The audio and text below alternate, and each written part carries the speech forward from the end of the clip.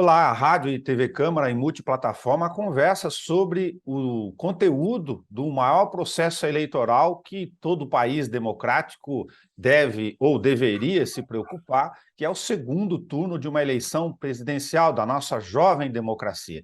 Para a gente discutir as nossas questões internas e de que forma o resultado das urnas no primeiro turno, com Jair Bolsonaro do PL com cerca de 44% dos votos válidos apurados, e Luiz Inácio Lula da Silva, para ter um número arredondado, 48%, mostram uma tendência natural de equilíbrio para o segundo turno. Mas, muito além do equilíbrio, a gente quer conversar com a professora Maria Tereza Kerbauer, aqui na Rádio e TV Câmara, na nossa missão pública de discutir a nossa situação política, social, em relação ao papel de cada um dos cidadãos nesta importante definição política para os próximos 4 anos no país. Professor, muito obrigado por nos receber aqui pelo teletrabalho. Prazer em estar com vocês novamente. Muito bom comentarmos sobre essa questão que eu acho que é muito importante para o Brasil atual. Professor, a gente já está gravando aqui no ambiente quase do início do segundo turno, que, na verdade, nas redes sociais ele já começou após a apuração das urnas ainda no domingo, né, do dia 3 de outubro. Pois bem, a esta altura aqui, no início do segundo turno, nós já temos uma campanha curtíssima, as principais lideranças políticas do país definindo os seus apoios pessoais ou partidários. Então, eu pegaria alguns deles aqui para a gente poder comentar até que ponto ou em que medida o eleitor se guiaria pelo candidato que ele escolheu no seu estado ou na federação no primeiro turno, para seguir este voto, ainda que tenha que mudá-lo para a sua definição do segundo turno. E talvez um exemplo nesse sentido bastante emblemático seja o governador Zema, reeleito com ampla maioria de votos em Minas Gerais, um colégio eleitoral, como se sabe, em número de eleitores muito importante, entre os principais e mais volumosos do país, que lá, ao contrário da escolha do governador Zema, Lula é quem ficou na frente de Bolsonaro. A partir desse exemplo, a gente entrar nesse tema. Há transferência de voto para a posição definida pelo líder ou isso é referencial? Olha, na segunda-feira, o candidato Bolsonaro, né, candidato à reeleição, ele já começou a fazer as suas inserções para conseguir apoios nos estados importantes, e o estado de Minas Gerais foi considerado importante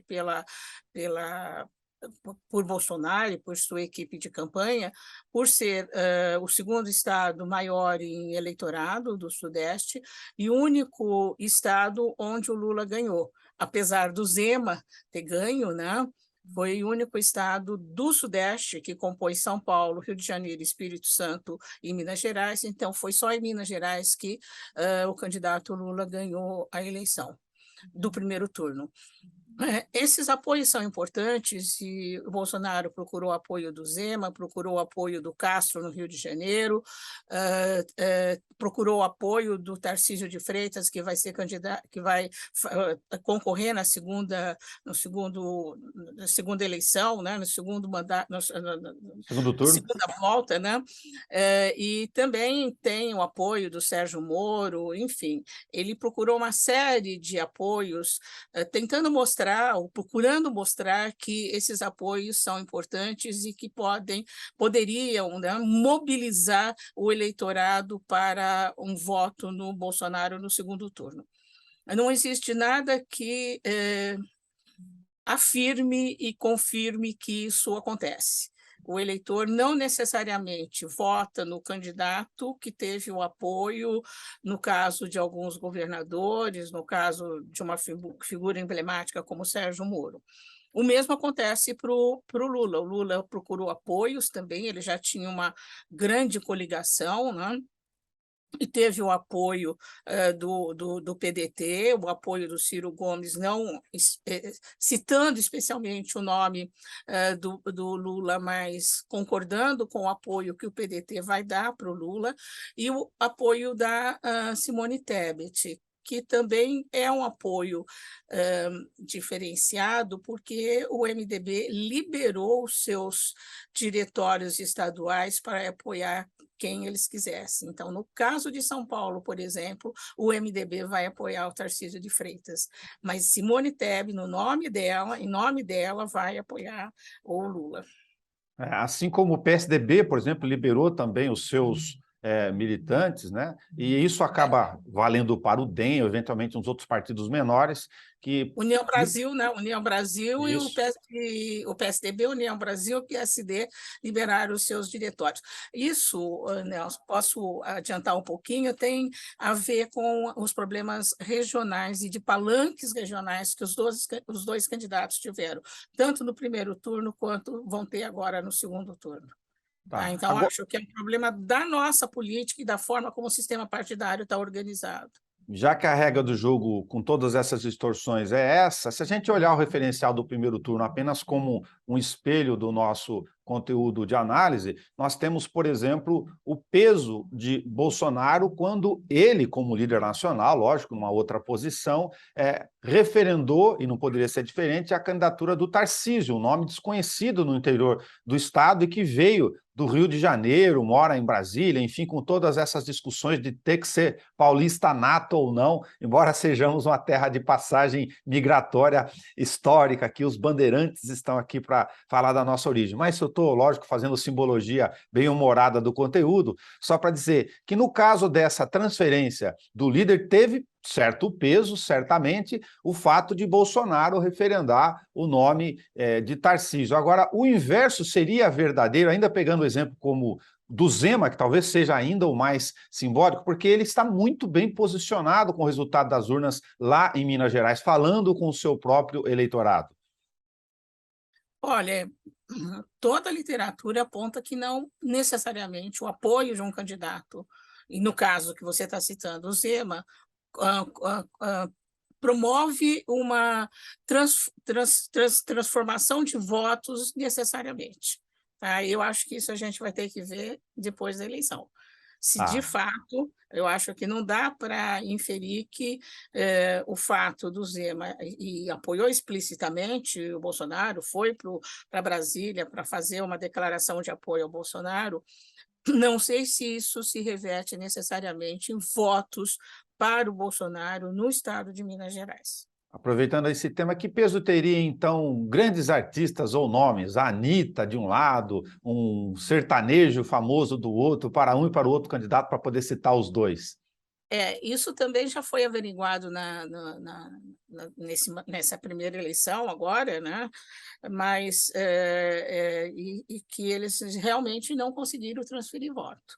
E no caso do Bolsonaro, como a diferença entre o Bolsonaro e o Lula é muito pequena, no primeiro turno, o que segundo, né, as expectativas, o Bolsonaro ou tira voto do Lula, o que é muito difícil, porque parece ser um voto consolidado, né?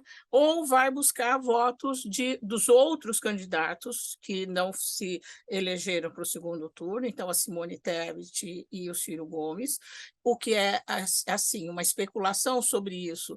Os votos do Ciro provavelmente iriam para Lula, provavelmente por conta da militância do PDT e da forma como o PDT se colocou em relação à candidatura do Lula, e os votos da Simone Tebet é uma incógnita, provavelmente uma parte vai para o Lula, outra parte vai para o Bolsonaro, isso não está muito claro como é que vai ser os votos da Simone Tebet. Então, essa questão ela é importante para se pensar aonde o Bolsonaro vai conseguir os seus votos para suplantar a votação a diferença que não é tão grande assim, mas que é uma diferença porque os votos nos dois candidatos aparentemente já estão consolidados. Se você tem uma consolidação de eleitorados ou um fato novo que pudesse mover essa escolha interior, mais íntima, de cada eleitor, nós estamos falando aqui de referencial de 5% para Tebet, mais 3% do eleitorado no primeiro turno, o perfil da escolha desses votos, como uma projeção de avaliação, lógico, fazer conjecturas aqui importantes, de que esse eleitorado, em uma boa parcela ou em boa dose, teriam escolhido ou Tebet ou Ciro, não só por causa do perfil da proposta deles, mas porque não queriam nem Bolsonaro e nem Lula, seja um desafio para ambos agora nesta etapa? Acho que é um desafio. É um desafio e pode ser. A abstenção foi alta, pode ser que esses eleitores aumentem a abstenção no segundo turno, né? Porque eu não quero nenhum nem outro, então não vou nem votar. Tá? Ou também aumente o número de votos nulos e brancos, que foi muito baixo nessa eleição. Então, pode ser que também isso aconteça. É uma forma do eleitorado ou do eleitor se manifestar, uma vez que não concorda com a forma como está sendo feita a disputa dos candidatos no segundo turno. Eu chamei isso, então, por minha conta e risco, professora, como os eleitores órfãos, aqueles que têm um sentimento, talvez sem nenhum demérito aos demais, de tentar imaginar que esta campanha pulverizada, seja com mais ódio ou menos ódio para o lado de cá e muito menos de conteúdo, para se saber dos dois postulantes ao segundo turno, o que realmente eles estão oferecendo para poder transformar os inúmeros desafios do país, de que uma parcela do eleitorado, né, que tem um engajamento maior com a preocupação cidadã de acompanhar a política, vá nas urnas para exatamente referendar que ele não quer ratificar nenhuma dessas propostas. Neste caso, os números, teoricamente, manteriam o status quo que está do segundo turno, se isso acontecer de forma maciça. É uma possibilidade, Uma mas você hipótese. pode ter o voto útil também, né? Que foi feita uma campanha do PT no primeiro turno para o voto útil, que, segundo os dados e as interpretações, esse voto útil se reverteu para o Bolsonaro e não para o Lula, mas nesse segundo turno, o voto útil também, né? O eleitor que acha que, já que tem um que vai ganhar, eu vou votar no que vai ganhar. Quer dizer, tem muito essa percepção do eleitor na hora da votação. Eu quero votar em quem vai ganhar. Então, vota, se o Lula, nesse primeiro turno, esteve à frente, provavelmente vota no Lula, mas são todas probabilidades. Viu? E dessas probabilidades para aferir possibilidades aqui, o conjunto de abstenções que está lá na série histórica, ainda um pouco menos agora, né, ali próximo de 20%, algo em torno disso, mas eu dei uma olhada, como comentei com a senhora, lá nos dados das últimas eleições presidenciais em específico, elas foram, sobretudo em 2018, em sua maioria de de eleitores mais humildes ou que moram na periferia, teoricamente, onde, segundo o mapa das zonas eleitorais, tem um maior eleitorado de Lula. Ou seja, se a abstenção se mantiver nesse nível, Lula poderia ser o mais prejudicado? Olha, se mantiver nesse nível, não. Tá? E como a região Nordeste, né, que foi a região que mais votou no Lula, onde ele teve uma votação significativa, importante para o resultado do primeiro turno, eu tenho a impressão que não deve aumentar muito essa abstenção, não um tanto suficiente para prejudicar a candidatura do Lula, porque se aumentar, aí sim prejudica. Tá? Aí depende de como as candidaturas vão fazer as suas campanhas. O Bolsonaro já parece que hoje foi para o Nordeste, já está no Nordeste, vai privilegiar as regiões, já veio para São Paulo ontem, enfim, ele está com o discurso de tentar reverter essa situação da sua votação em alguns estados. No caso de São Paulo, não, porque ele também ganhou, né? Mas para que o apoio ao Tarcísio consiga a sua votação em São Paulo. São Paulo é o maior colégio eleitoral, então isso é importante, né? E o Tarcísio ganhou no interior do estado de São Paulo, que é um colégio eleitoral maior que o da capital, então é importante para o Bolsonaro que aumente o índice de sua votação, a intenção de votos na sua candidatura, e o Lula teria que também voltar para o Nordeste e incentivar, apesar de que o Lula tem palanques estaduais mais importantes no Nordeste Nordeste do que o Bolsonaro. O eleitor do interior, ele tem um perfil diferente do da capital, se considerarmos apenas os números do primeiro turno, em relação à posição Tarcísio-Haddad, né, com a diferença substancial, inclusive com o erro feio das pesquisas, para a senhora poder comentar em relação a isso, o que vale para disputar o Senado paulista também, entre, só para lembrar, Marcos Pontes, que é aqui, nascido em Bauru da Família, e Márcio França, da coligação pertencente ao grupo do PT, do Lula, do PSB, mas para saber esta diferença. A capital foi mais Lula, o interior foi bem mais Bolsonaro. Essa é uma situação que se repete ao longo das eleições do Estado de São Paulo, né? E a última eleição de 2018 para governador foi isso que aconteceu. O Dória ganhou no interior e o Márcio França ganhou na capital, né? Só que o eleitorado da capital, mesmo contando a região metropolitana, não só a cidade de São Paulo, mas a região metropolitana, ela tem um eleitorado menor do que o interior do estado de São Paulo. De todos os estados do Brasil, o interior do estado de São Paulo tem o maior eleitorado. E tem um eleitorado, eu não gosto dessa avaliação que o eleitorado do interior do estado de São Paulo é conservador. Acho que ele tem uma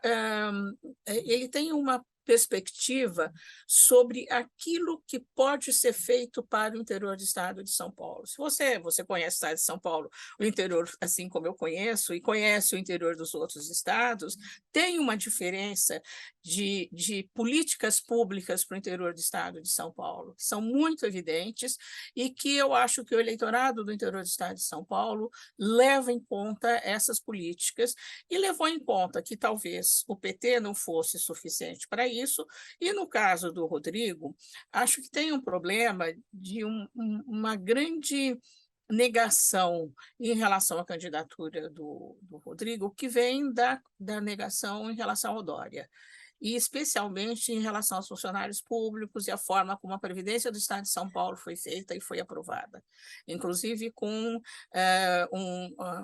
descontos na folha de pagamento referente à Previdência, né, especial, era um desconto emergencial por conta da pandemia, e depois da pandemia esse desconto não foi retirado das folhas de pagamento dos funcionários públicos. Então, como você tem um número muito grande de funcionários públicos no estado de São Paulo, assim, essa foi uma das causas da grande rejeição ao Rodrigo, por suposto, através da atuação do que o Dória fez no estado de São Paulo. Além de desidratar a questão da gestão do PSDB há muito tempo no poder, a questão previdenciária, exatamente com esse dado que a senhora coloca fundamental, porque é muito enraizado, lógico, tem as prefeituras que têm, em muito boa parte delas, o maior número de empregados, comparando inclusive com os setores de serviços, né, é o maior empregador nesta escala, e às vezes as pessoas esquecem dessa dimensão. Se a gente pegar aqui em Bauru, por exemplo, tem 7 mil trabalhadores ativos e 4 mil só da prefeitura. Aí eu vou pegar a Previdência para entrar no outro tema e depois a gente volta, professor, que é a discussão de confronto de conteúdos. O Lula já disse, logo na partida dele do domingo, que ele vai pegar agora emprego, renda, PIB, resultados de economia e mostrar para o eleitorado dele, para tentar consolidar o voto, na estratégia de que ele fez melhor ou mais do que o seu adversário no segundo turno. A ideia de confronto de conteúdos, que não tivemos agora no chamado primeiro turno. E Previdência é um tema talvez bastante movediço, porque a emenda constitucional aplicada na reforma da Previdência, que atinge todos os inativos e aposentados, é do atual governo Bolsonaro. Até que ponto isso pode mexer um pouco nesse caldeirão? Olha, uma das questões que foram colocadas a respeito do primeiro turno é que os dois candidatos não apresentaram propostas, não tinha agenda. Foi uma discussão sobre temas da moral, temas, enfim, religiosos, ataques de um contra o outro, mas a única coisa que o Lula dizia é que eu já fiz em 2002 e vou fazer de novo, né? Levando-se em conta que 2002 tem 20 anos para 2022 e muita coisa mudou. 2012, né? Desculpa, É não de 2012. 2002. 2002, da Ah, primeira tá, eleição ok, desculpa. do Lula, tá? Tá. Para 2022. E do Bolsonaro também, nenhuma proposta. Ele, aliás, tinha a campanha dele falando que ele devia falar das propostas que foram aprovadas no governo, enfim, da própria reforma previdenciária, né? Mas agora tem uma pressão para que eles coloquem quais são as propostas e quais são os programas de governo. Talvez essa seja uma questão interessante, apesar de que uma parcela da população pode não estar interessada nisso, mas se tocar em temas candentes como a reforma previdenciária, né, do que aconteceu com a reforma previdenciária em relação aos trabalhadores, especialmente aos trabalhadores seletistas, né, e os funcionários públicos. E também uma proposta que está aí, rondando desde o começo do governo Bolsonaro, que é a proposta tributária, né, que é a questão de como vai ser resolvido o problema do ICMS.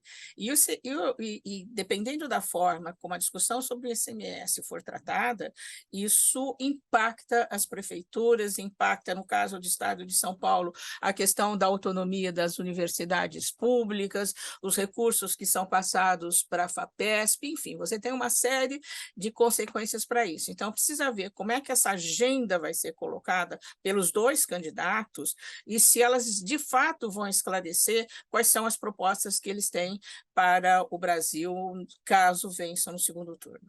Agora, até que ponto a estratégia que dominou, inclusive, as redes sociais ou o bombardeio de fake news produzidas pelas candidaturas, não há, a essa altura, não há nenhuma ingenuidade de imaginar que, infelizmente, não fizeram isso para disseminar nas redes, ou se essa ideia ainda está concentrada em bolhas, professora, apesar das dimensões de redes como o Facebook, o WhatsApp, sobretudo, né, que é onde chega com muito mais facilidade, ou áudio ou vídeo, em torno de coisas que ainda estão no imaginário das pessoas. Só se fala em comunismo, em corrupção, em questão de religião e fé, como se esses fatores fossem determinantes, não estou aqui colocando juízo de valor, mas para a escolha ou até a mudança do voto.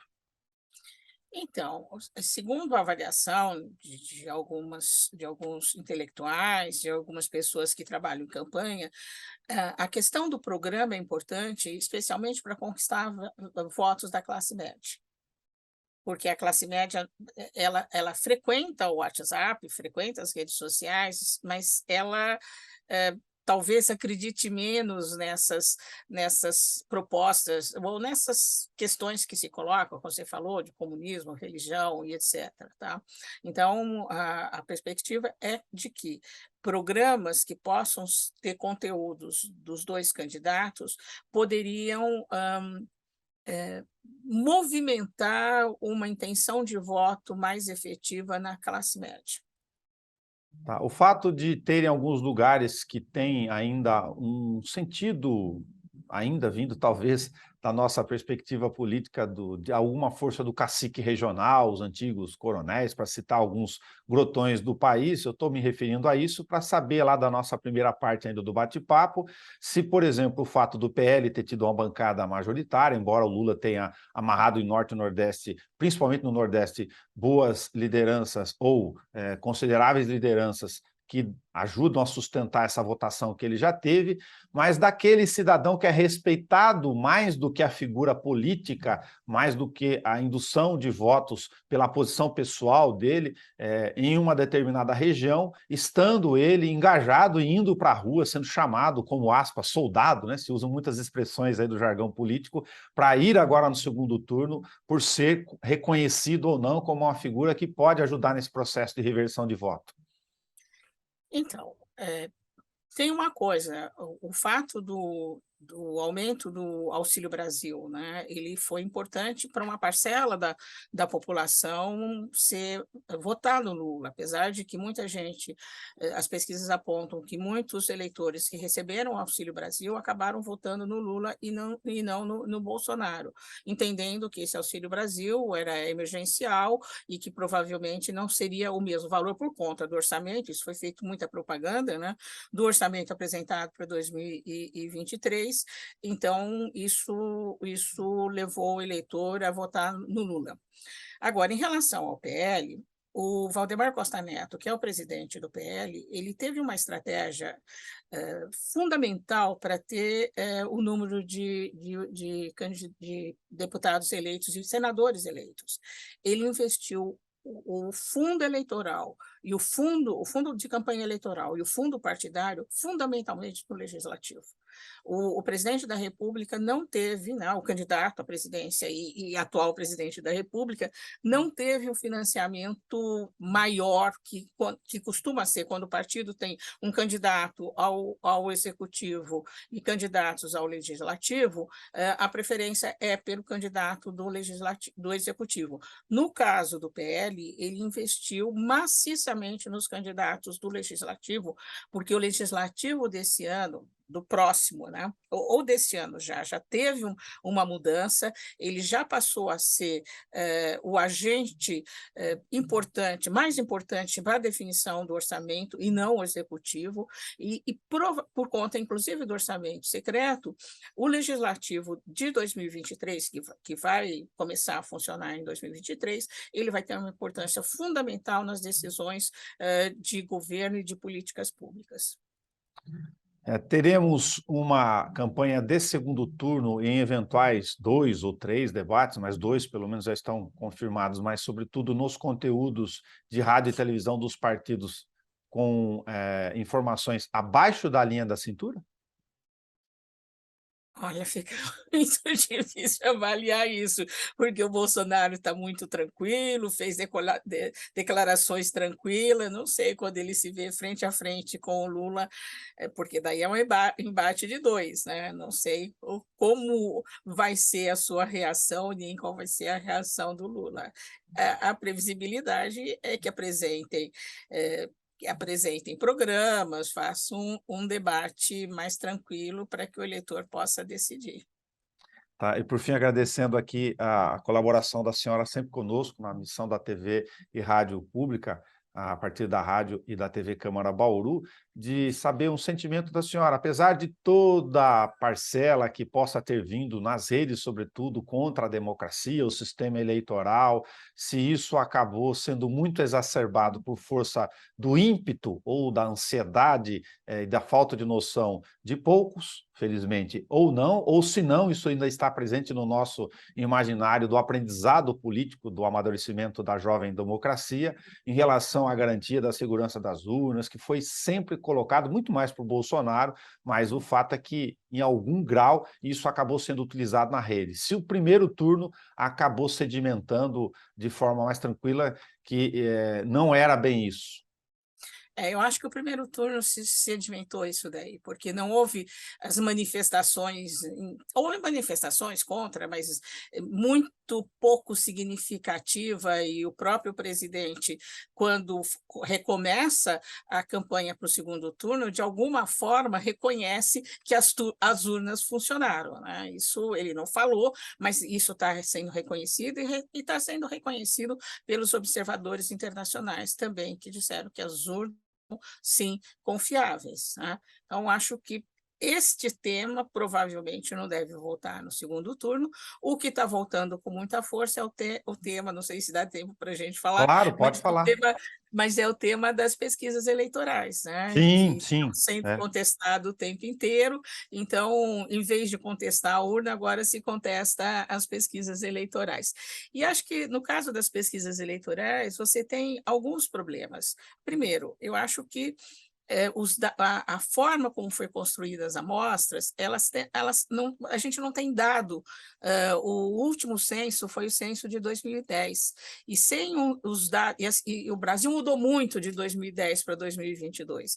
Então, esses dados sobre composição etária, composição de renda, especialmente composição de renda, eles não estão muito claros, e foram usados por algumas pesquisas, o PNAD, enfim, outras informações que podem não ser as mais corretas do que aquela que tem o censo, tá? Para a construção das amostras. E a outra questão é o tal do voto envergonhado, de pessoas que provavelmente, isso é uma aposta, né? Votariam no Bolsonaro e quando viam que era uma pessoa que estava fazendo a pesquisa e que era de determinados institutos de pesquisa, ele não respondia, ou enfim, ele colocava uma outra questão. Então, tem uma coisa de subestimar, a pesquisa não soube subestimar o tal do voto envergonhado, mas também nem tem metodologia para isso. Eles vão ter que mexer nas suas metodologias para trabalhar com essa questão. Maria Tereza Queiroz, muito obrigado por estar conosco aqui na avaliação desse conteúdo de cidadania, antes de tudo. Eu que agradeço e até uma próxima.